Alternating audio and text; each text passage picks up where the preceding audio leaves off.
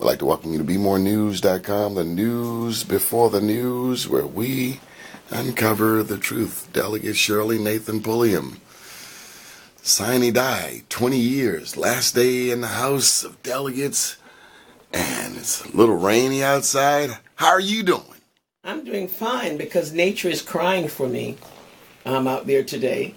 And so I'm not trying to shed any tears, but as I said before, I have just a bittersweet feeling when I look around this room, and I remember when I came in here in 1994, and this office here was Ehrlich's office. He became congressman at the time, Bob Ehrlich, and I remember him coming in here trying to clean out his things out of this office so I could move in as a delegate. Did you rush him out? Yes, I kind of tell him you got to move your stuff out so I can clean it up. Because Salisbury, her office was over there, and his office was here. And so here I was moving a Democrat into a complete Republican suite. And but it was okay. A moment ago you were talking about self-actualization. Mm-hmm. When you think of the children in your district, the new 44th, what is your hope as it relates to them and self-actualization? Oh my gosh. Well, the district is big. So, you know, I think if you look at Baltimore County part of the district, or certain parts of Baltimore County part, and you look at the city part, I would say that there's so much that we have to do in some of the city part to make sure that those children realize that they're special, that they can achieve anything that they want to achieve in life.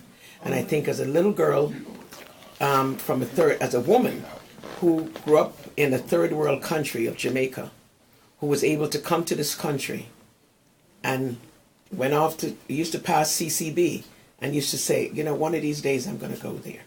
One of these days, because I had no money.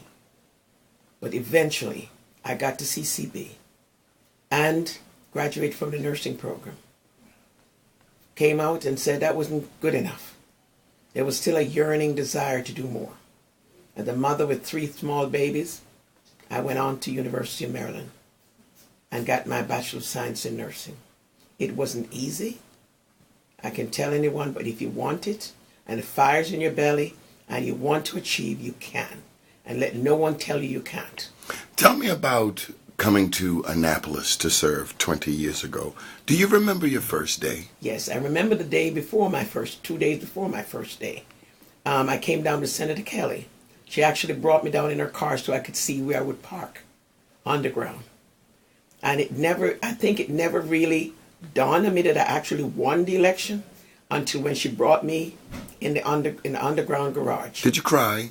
No, I didn't cry, but I filled up, you know. It was kind of oh my gosh, I actually won. I am here. And I remember her telling me that someone wanted to know why did she put a Jamaican on her ticket. And I said I wasn't just a Jamaican. I was the woman who worked in the community, who gave back to the community. And so that's... There's something wrong with the Jamaican American? I don't know. I was taught that, we're all people, we're all citizens, but exactly. From an Afrocentric perspective, we're all a part of the African continent. That's what I would have thought, but somebody did ask her that question. And so for me to come in and see the place and said, oh my gosh, I'm going to be a part of this historic chamber. And the day that I sworn in this very same office, I had my grandchildren, my granddaughter who was probably 6 or 7 years old, and one was probably 4 or 5, and now they're grown women, finished college and life of their own. It says much. It makes me look back and say, my gosh.